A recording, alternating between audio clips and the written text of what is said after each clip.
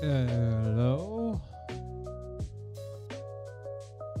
Oh, I feel like shit today. Hooray!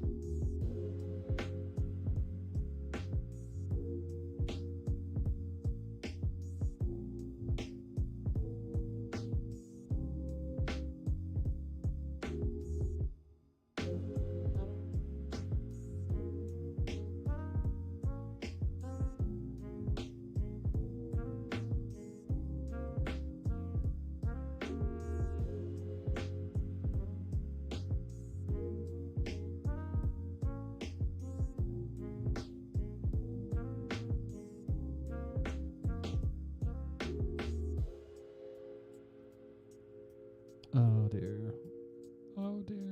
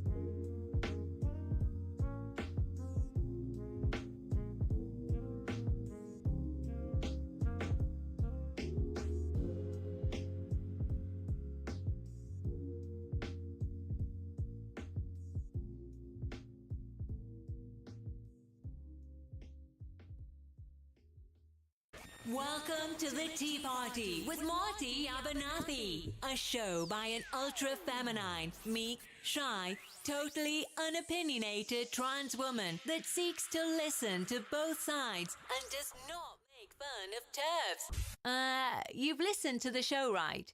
You still want me to say this? Okay. Here's your host, Marty Abernathy. Hello, everyone. Flying by the seat of my pants today. Oh dear. I don't even know what time it is. So we're just broadcasting live on youtube.com. Nowhere else. Because Restream is I'm not even going to say. It's not very nice what I was going to say.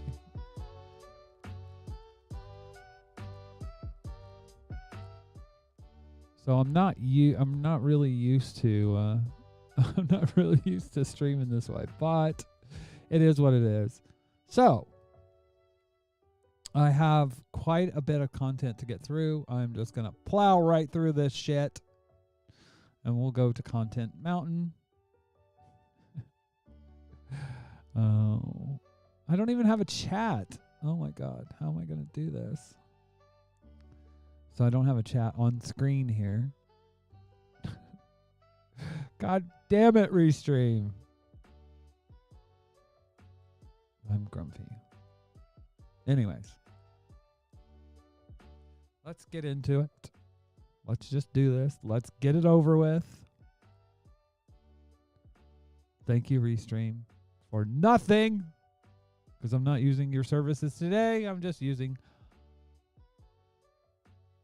youtube.com. So if there's a lot of black space to the left of me, to my left, to your right, you know why. That's where the chat usually is. But the good thing about being on YouTube is I'm actually chatting on just one chat. So, I got to thinking, because I saw this clip from Angela Davis, and it really kind of, it made me think a lot about how the media plays itself and builds a narrative. It's manufacturing. Well, I think the Ku Klux Klan should be outlawed. I think the Nazi Party should be outlawed. How about the Communist They don't Party? really have much effect on The America. Communist Party. Why would you? They've got a record of repression. The Communist Party has a record of repression. You give me one instance of the Communist you're Party of thinking the of United Soviet States Union. engaging in repression All right. in this country and not participating in the struggle against repression. If you read your But Ms. history, Davis, you give me would one example. recognize that All the right. Communist Party has played a major role in the struggle against racism. You give me one example in history. What I find interesting in that is Pat Buchanan, he's playing bait and switch here. Because what Angela Davis said was true. What Angela Davis said was that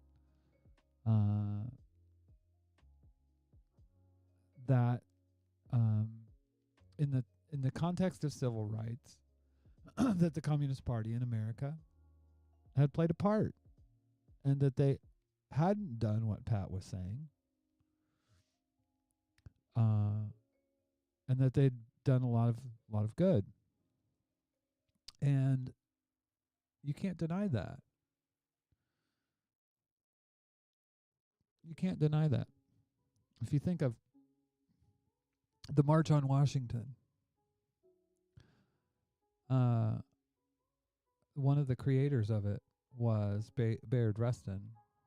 And Bayard Rustin got his start in the Communist Party. He was a young communist. He was part of the Young Communists. And there's an interesting piece if you go to, in fact, I'm going to bring this music down because it's getting on my nerves.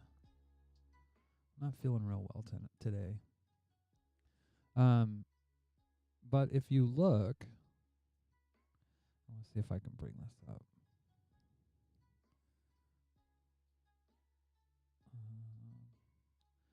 So I actually posted this to Reddit, and now I don't have my Reddit screen up, but let's see if I can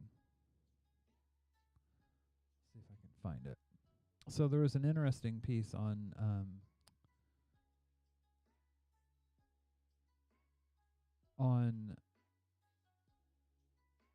NPR about how communism brought racial equality to the South, to Alabama specifically. And I encourage people to go listen to it, but they talk about conversations and discussions about the role of the Communist Party. It was prominent in the fight for racial equality in the South, specifically Alabama, where segregation was most oppressive. Many courageous activists were communists. Host Michael Martin speaks with historian Robin Kelly about his book, Hammer and Hoe, Alabama Communists During the Great Depression. And what kind of amazes me about this, is that no one talks about this history. No one. And no one talks about the roots uh, of this. And I think what it boils down to is because the way people look at quote communism as being one with the USSR, and that's something that's not really. Oh, I'm invisible. My green screen's not having a good day today. It's kind of like my belly. But if you look, there I am. Better. You're gonna see a little bit. I don't. Oh, because I don't have my green screen up. Durr. Have green screen. We'll travel. Oh my God. This isn't the best day ever. So yeah, when you think of the Communist Party, you're thinking of Russia, which isn't really fair.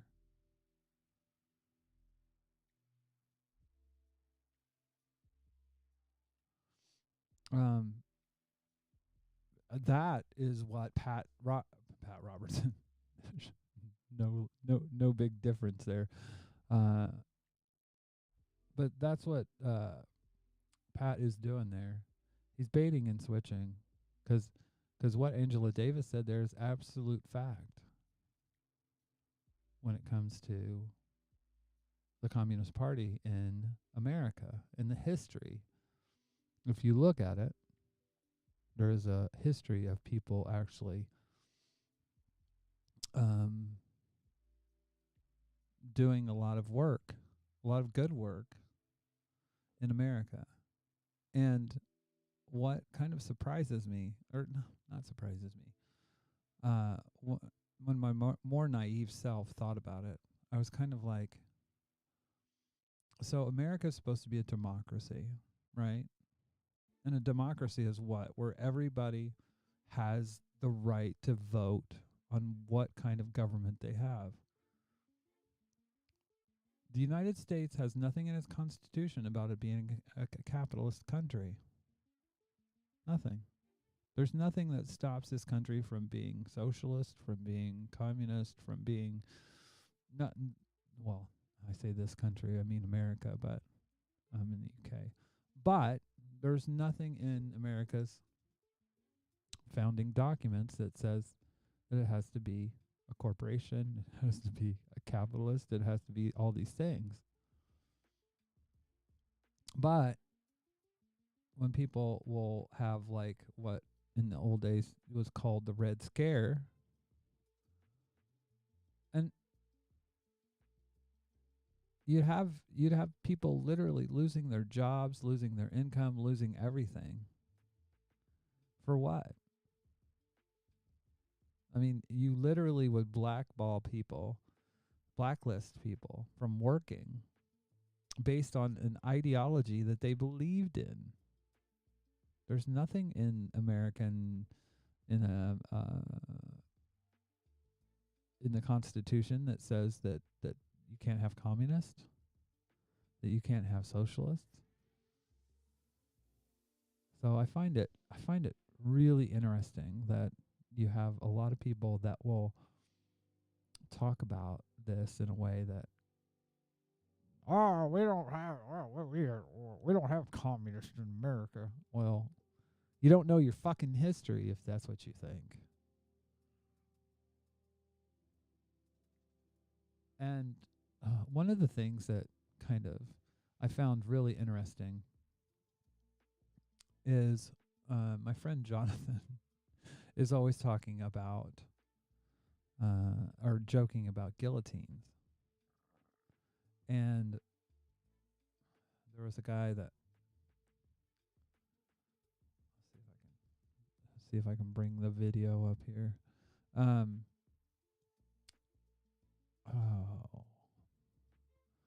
why can't?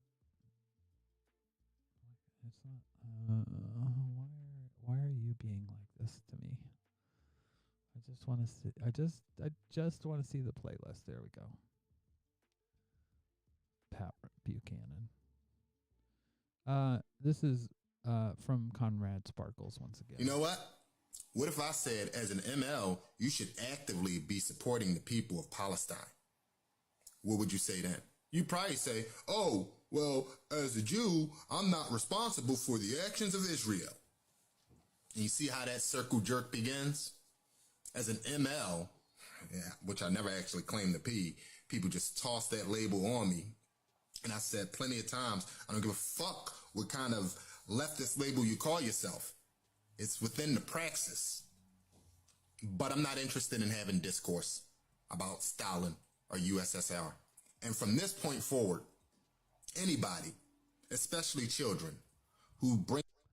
Okay, so Comrade Sparkles, there, when he talks about defining himself and how other people define him, it got me to thinking a lot about, like, what is it that defines you, and what can you be in the context of where you live? And Jonathan talks a lot about violence. Not about violence, but about guillotines and kill all landlords and that kind of thing. And I saw this on TikTok. If you're one of those leftists who's always talking about eat the rich or guillotines or gulags or something, I'm sorry, I have a hard time trusting you. I feel like you're not in this to actually help people, you're in this to get revenge. We don't have the same goals. I'm sorry, sir, but what sort of fucking policies are we gonna have on the ballot box for this? You think the ruling class is just gonna let us vote them out, my guy? Violence against the ruling class is self-defense. They will not relinquish power peacefully, my guy. I have zero sympathy for people who have zero sympathy for me. Listen, it probably won't be me knocking on their fucking doors, okay? But when people actually do, you think I'm gonna give a fuck? I'm not. I am not gonna shed a single fucking tear. You cannot help the people if you continue to coddle the people that exploit them. Fuck them and all their money.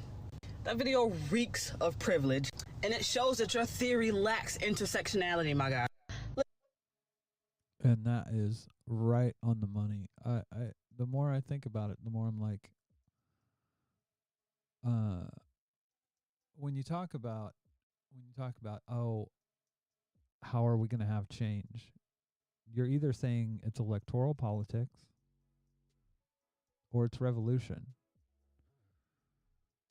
or something else. But no one can ever talk about what that something else is. And especially when in leftist circles, you're like, what are you talking about? Are you talking about electoral politics? That's at most you're talking about the change on the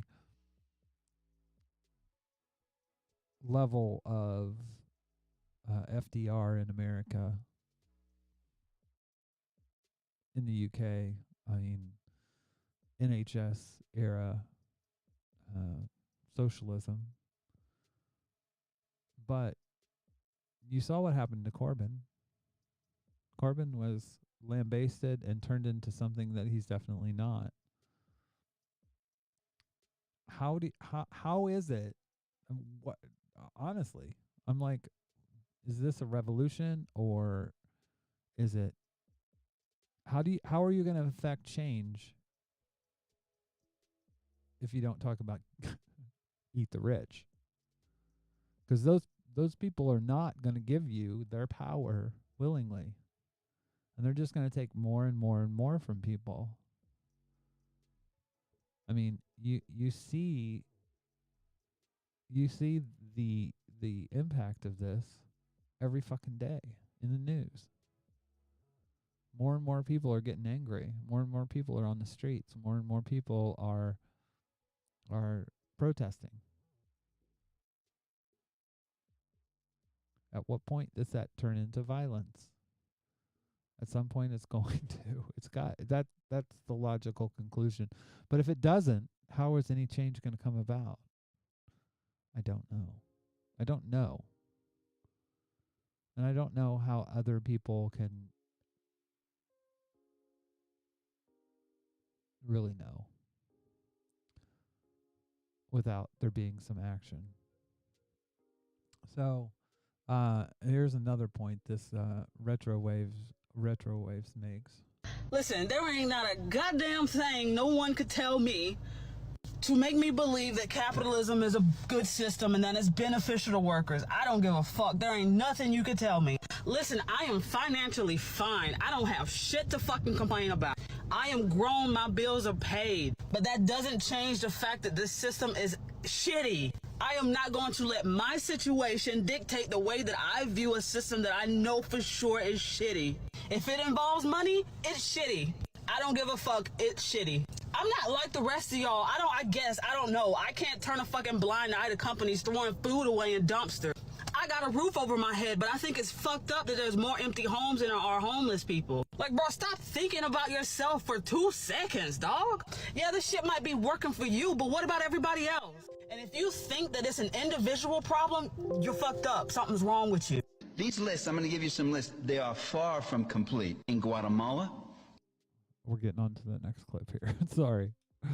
But yeah, just because you live under capitalism and you're comfortable doesn't mean that you don't want to move things forward. But how?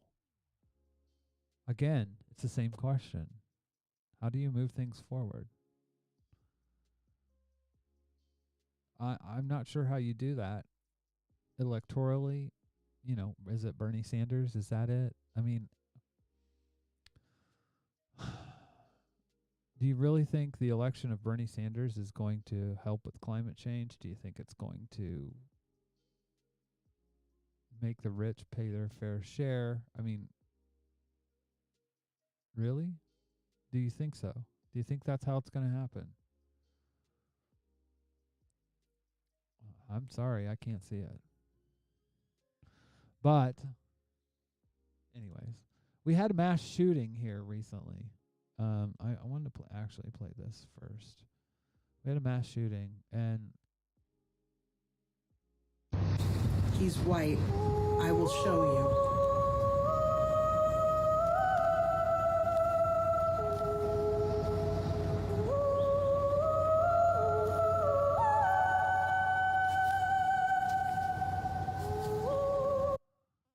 You have a bunch of people online arguing whether this guy was white or not.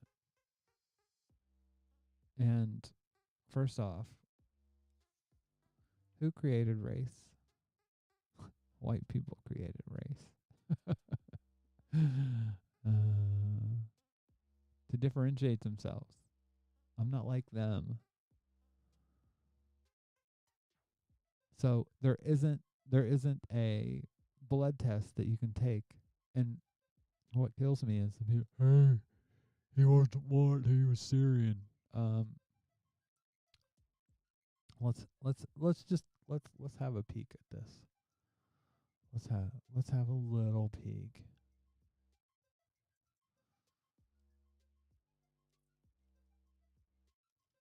So the leader of Syria. Let's have a look at him. What does he look like? Oh my God, he looks white. That's because Syrian is a nationality. It's not a race. It's not an ethnicity.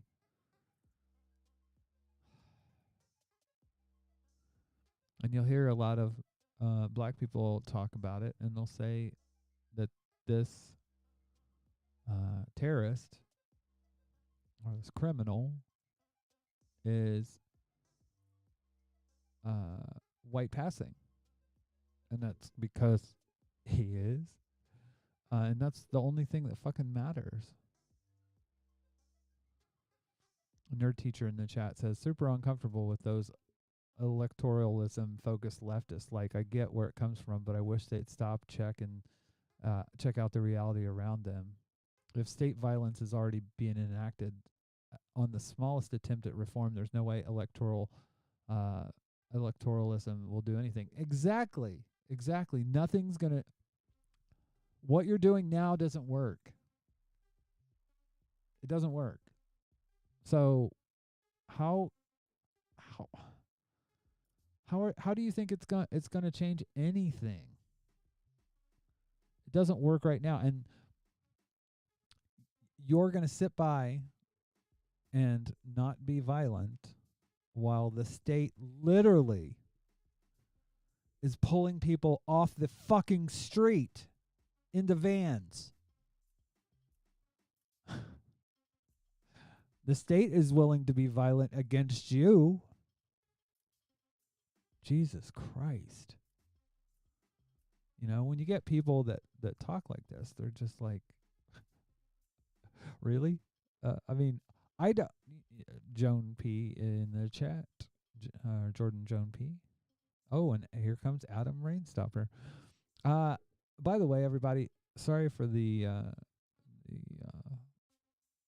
just coming in early and flying in low. I have to work tonight, so I wanted to do a show today because I didn't do Wednesday. I wasn't feeling real good. I'm not feeling real good today, but I'm going to plow through this because I do think that this stuff's important. But you do have people that will sit there and say, "Oh, well, if we just elect Hillary Clinton, if we just elect Barack Obama, if we just," and I was one of those people. I was a delegate for Obama in 2008. And I believed in hope and change and all that stuff. But literally, America is so racist. Like literally, small reforms aren't going to happen. I mean, there's about a 40% segment of America that will just lick the boot and not know history, not know any kind of, or not care about other human beings. It's gross. Anyways, Lex Scott, who is the leader, or not leader, I shouldn't say it like that. She's the head of BLM Utah, and she's amazing. If you follow her on TikTok, you're lucky. But she was just pointing out that this person that mass shooter, people were saying that he wasn't white because he's Syrian. And I'm just like, oh, to be white you have to be American. That's right. Except when you're black and you're not really American. Help me make this make sense.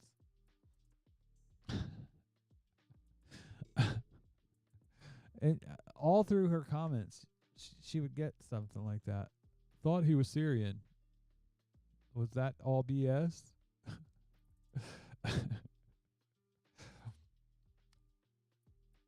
I mean, people literally just have this notion that if you're not American, you're brown.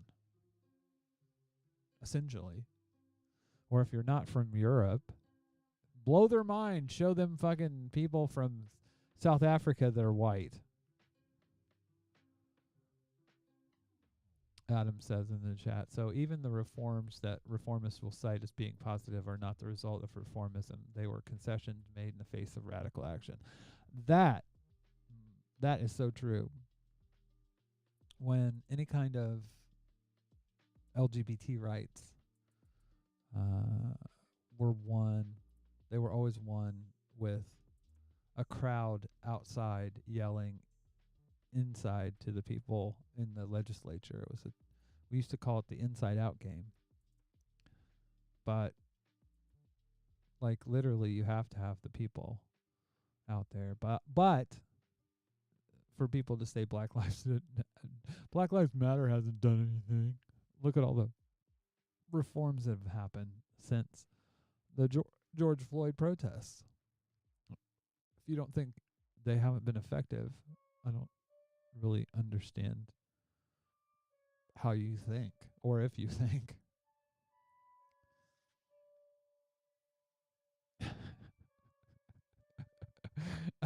Exactly, nerd teacher.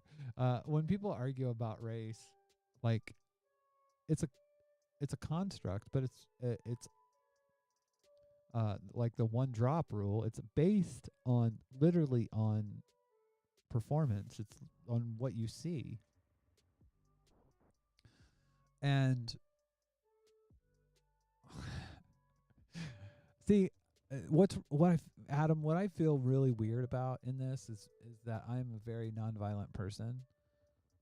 At one time in my life, I would consider myself a pacifist. I would have considered myself a pacifist. But I just don't know how change happens. I'm all for, because look, the people that are going to get hurt the worst when it comes to any kind of revolution it's going to be the people that are the most vulnerable. It's going to be black people, it's going to be Hispanic people, it's going to be GLBT people. You know, it's not going to be cishet white guys, you know, that are on the front lines.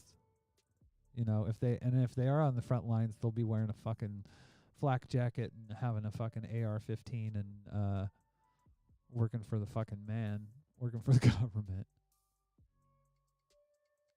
So I don't know how that works. Like I how does change happen? Because change is, I mean, that's the thing. Change is happening. You know? People are dying. People are dying on the streets. People are fucking dying at the boot of the fucking, you don't want to say Gestapo, but Jesus Christ, they're literally throwing people in vans. It makes me, I don't know. I don't know if somebody can tell me how to spark a revolution and lead that pathway, more power to you. More power to you. But I think the only thing that the rich are going to listen to is, and it's the only thing they ever have listened to. Adam says, pacifism is a sheltered and privileged position. It is a luxury that you only get behind picket fences. And that is so fucking true. When you are in the middle of it,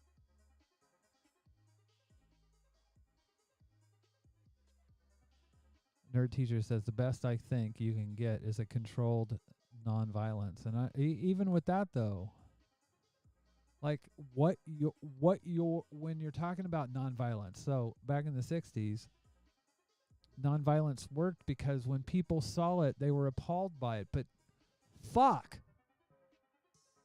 Have you not seen the Black Lives Matter protests?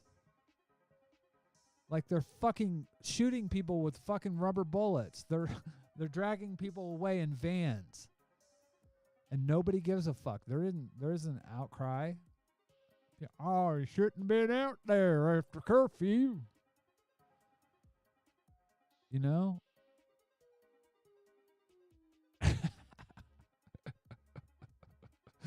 Adam, no, there is not an ice cream truck outside your house.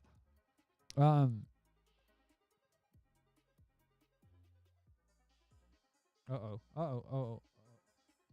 a minute that scared me. I need to stay on Harris Heller's music, because if it goes off something else, then I'll be getting a copyright violation. Thank you, Harris Heller. But I don't know. I mean, like during the 60s, it was dependent on people seeing the violence and being abhorred by it. But there's 40% of America that doesn't give a fuck. The violence is the point. The violence is the point. That's the whole thing of the stuff that happened on January 6th.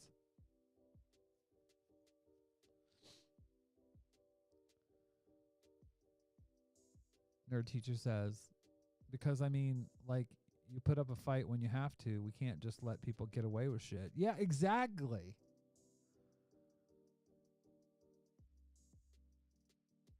And what frustrates me a lot is when people try to use the civil rights era as this is a template for everything.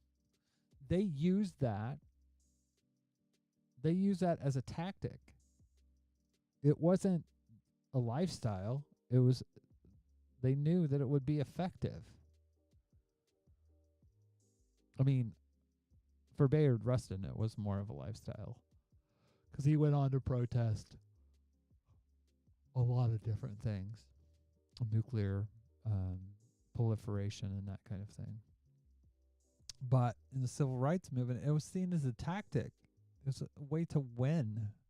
It wasn't the end all be all. It wasn't some magic formula. When people don't give a shit, then that's when you have a problem. When the people that are watching want that to happen, they want to see you fucking get shot. They get off on it.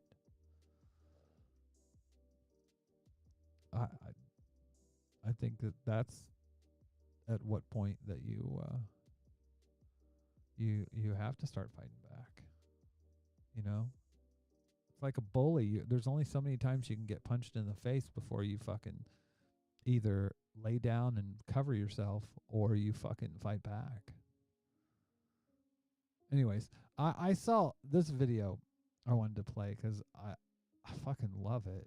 I mean, like because people talk about America and where they're at in the world, and These lists, I'm going to give you some lists. They are far from complete. In Guatemala, Guyana, Dominican Republic, Brazil, Chile under Allende, Iran under Mossadegh, Uruguay, Syria, Indonesia under Sukarno.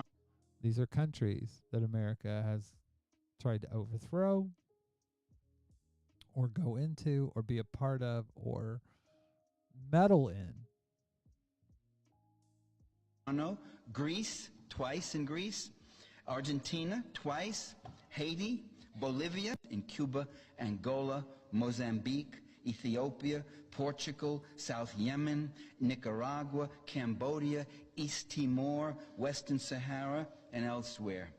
They've been active in forcibly overthrowing reformist governments in Egypt, Lebanon, Peru, Iran, Syria, Zaire, Jamaica, the Fiji Islands, Afghanistan. Before the Soviets ever went into Afghanistan, the CIA was in there through the Pakistanis, ready to destabilize the country. Since World War II, U.S. direct military invasions. I always thought that was amazing to see, because you literally have something that, I mean, how can you look at that and not say, fuck, it's like that, oh God, this meme. Sees itself.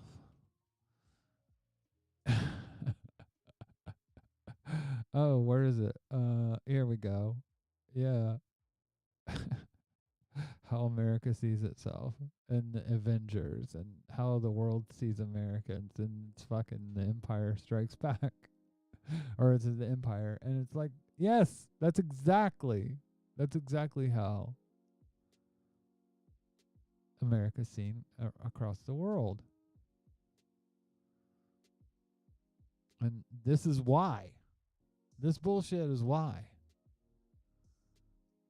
We're everywhere, putting our nose into things that we shouldn't be messing with. And if we're talking about freedom, if we're talking about democracy,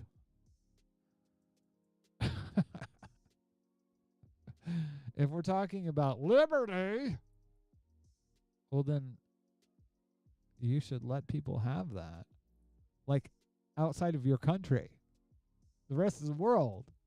You shouldn't stick your nose in everybody else's fucking business. But America is nothing but if it's not a contradiction. I wanted to talk about I wanted to talk about some. I saw this. I saw this. I saw this from Consciously. I want to play. It's about cancel culture. Conservatives crying about cancel culture is so funny. Ain't y'all the ones that try to cancel the Dixie Chicks for talking shit about George Bush? You ask conservatives, what are you conserving? They gonna say the Constitution. The Constitution is structured by cancel culture of that old indigenous culture, ain't it? Conservatives were so hell-bent on cancel culture between 2008 and 2016, they was hell-bent on canceling Obama for being Muslim, for not being born in the country. Y'all was literally making up shit for cancel culture. The whole idea of freedom in America is structured by canceling somebody else's freedom, and you crying about cancel culture. Hell, y'all so lost in the sauce on cancel culture, y'all done passed all this legislation trying to cancel accessibility for minorities to go vote. How you crying about cancel culture when the entirety of Trump's presidency, y'all was trying to cancel mainstream media, talking about some fake news? And last, but definitely not least, a lot of you crying ass conservatives be sending all type of TikTok videos of mine to superintendents, to all type of bosses saying, counsel Constantly because he makes me mad and sad. I'm crying. Counsel him. Shut up. Stop crying. But what I find amazing in that is literally what conservatives love cancel culture. I mean, you look back on how many things that they've tried to fucking cancel. Rock and roll music. I mean, like literally Christians were talking about the devil. If you play this song backwards, it says we love Satan. And they wanted to cancel rock music. You know? I mean, like you can look throughout the culture.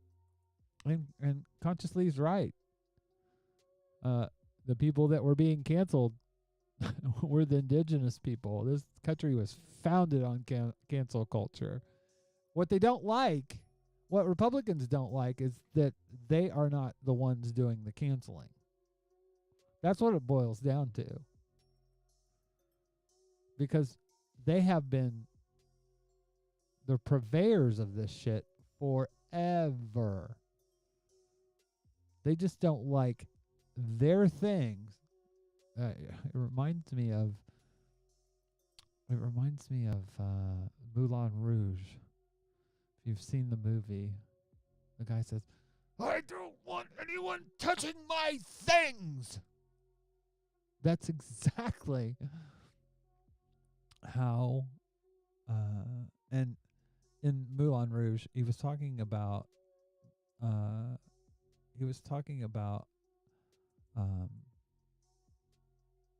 Satine, a human being. He saw her as a property, something that was his to take and have. And that's what this reminds me of. It reminds me of people that are so caught up in keeping their privilege and keeping their place, holding on to their racism, holding on to their culture, how they grew up in the world, that they'll cancel everything to do that. You know, they'll sit there and talk about Mr. Potato Head, and literally, I mean, I always go back to that piece that was in Paste where they talked about the thing about Republicans are you can't sit there and say you're a hypocrite. You're a hypocrite. Well, of course, that's the point. They're not. They're not genuine when it comes to life. I mean, they literally are just fucking a joke. It's all about keeping the status quo, and what they see is their mythical past. Make America great again. America was never great. When was it great? Was it great for black people? Was it great for gay people? Was it great for women? No. So anyways, I just thought that was absolutely on point. Cancel culture literally is part of the Republican playbook. I don't know of anything that they don't want to fucking. They want to cancel Teletubbies because Tinky Winky was gay.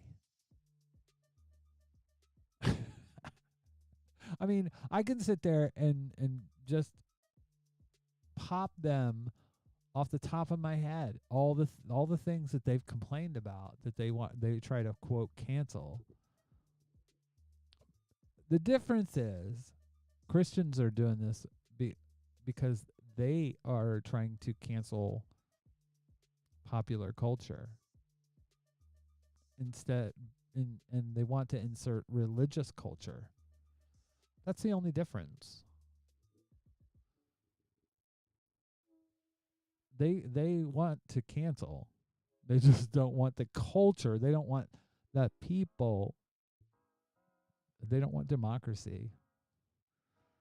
That's what this show more than anything I've been thinking about lately.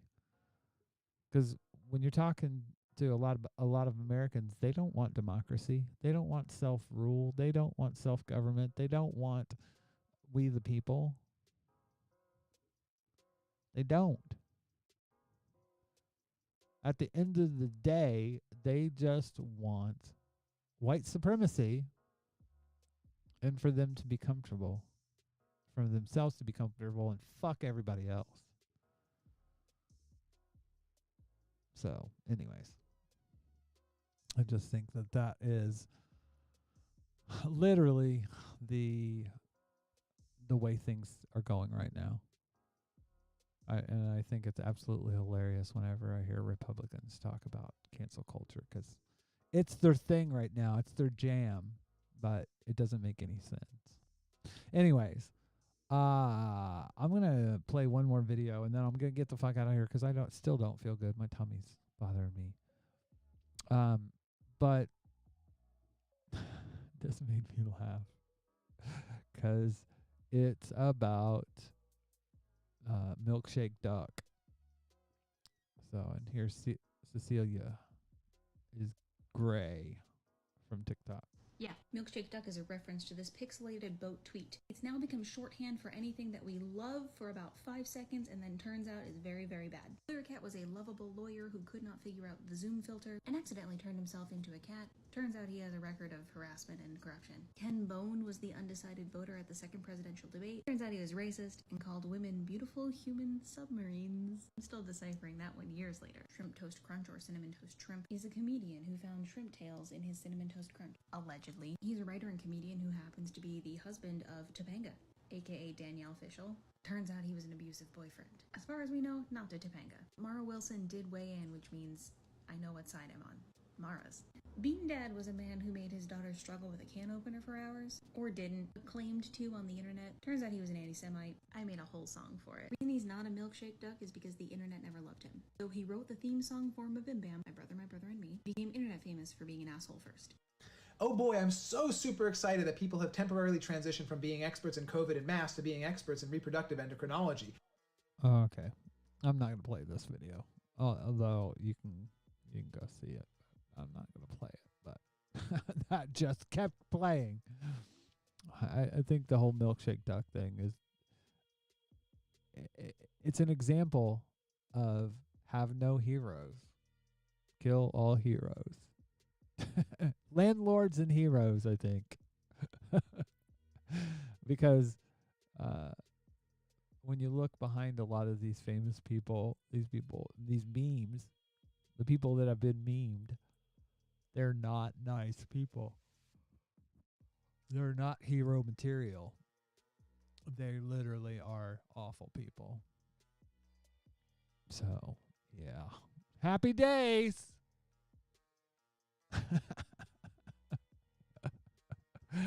Oh. So far, my only hero right now is Comrade Sparkles. Anyways, I'm kind of wandering through all this.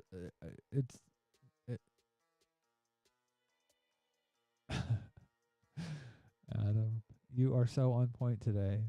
You said, we have been killing an awful lot of heroes lately, but it's only fair since they kill us first.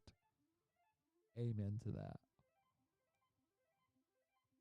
I wanted to thank you, Adam, today, because a lot of the comments that you've been making, I feel like I've been radicalized in some ways. No, Jordan Joan P. No, that's not how it works. It's okay to have heroes, but make sure they're already dead. No. Because you'll find out through history, they're fuckery. Thomas Jefferson. Oh, he was awesome. Well, what about Sally Hemings? Oh, I didn't know that.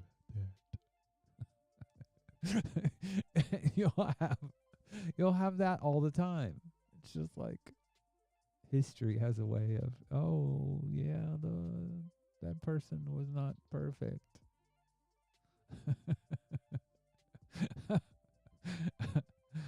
Oh dear. Anyways, thank you, Adam. I really do. I struggle with like where I'm at with things, especially with my age. And how things get better. How we work towards progressive change that actually moves people. I don't know. But what I do know is that it's not fucking vote for Bernie Sanders. That isn't going to do it. Especially vote for Joe Biden isn't going to do it. Electoral politics is not the answer. It's part of the problem. It's not the answer. I can't say exactly what is the answer, but I kind of feel like V and V for Vendetta, it's kind of not my fight. I mean, I'll be there for y'all young people, but I'm old. And I may see the end or the beginning of the end, but I probably won't see the end of the end. You know? But yeah. Anyways, it's interesting. It's interesting because I know a lot of people are in the same boat. It's kind of like, where do you go from here?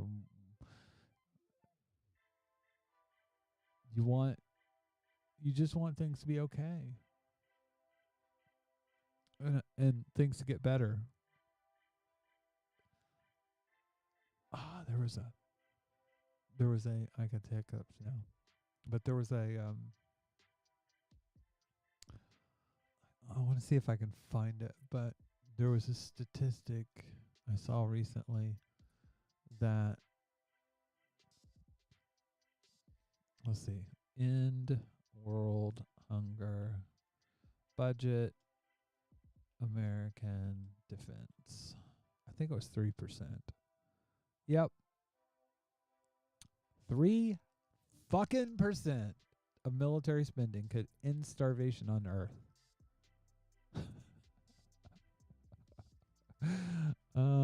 30 billion per year could end hunger on the Earth.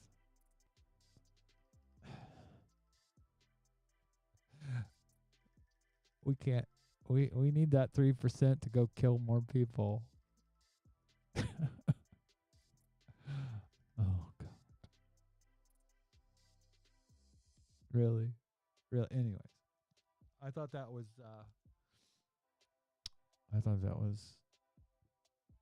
pretty telling. It's not that we don't have the material. It's that we don't have the will, or the people that lead us don't have the will. Adam says, that said, you can still be part of the fight if you don't want to chuck bricks, get first aid training, and put me back together when they fuck me up. You know, a cigarette filter soaked in vodka for a bullet wound and shit. Yeah? Well, and that's just it. Well, and that's what gets me too. I mean, even if you're at a fucking protest and you're doing first aid, these cops, they're brown shirts, man. They don't care. You're going down to the ground with them, and you're going to be in the back being charged as well.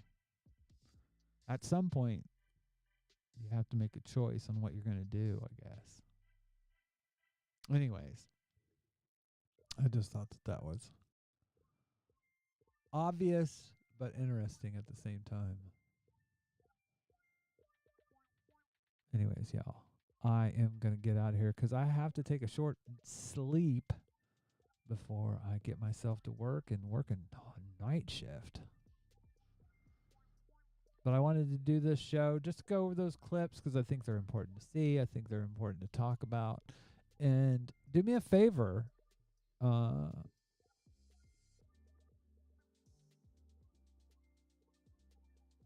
me a favor. Comment.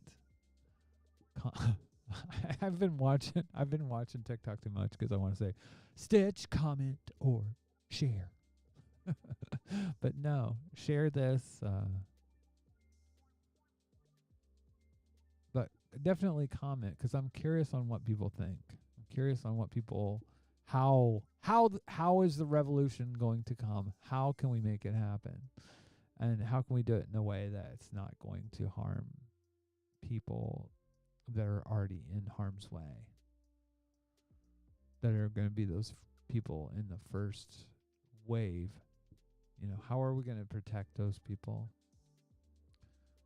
I'd be curious to what people think. Anyways, have a good night, y'all. Thank you for coming. I really do appreciate all of and every one of you. It's so fucking bad. I set everything up today, but I haven't even said go to teapartypodcast.com for our links to Twitter, Facebook, Instagram, Clapper, Twitch, YouTube, and especially patreon.com. And if you want to see certain topics like the post that I talked about when it comes to Alabama and the Communist Party, you can check our Reddit. There's links to that, and you can read the story yourself and listen to it. It's very fascinating.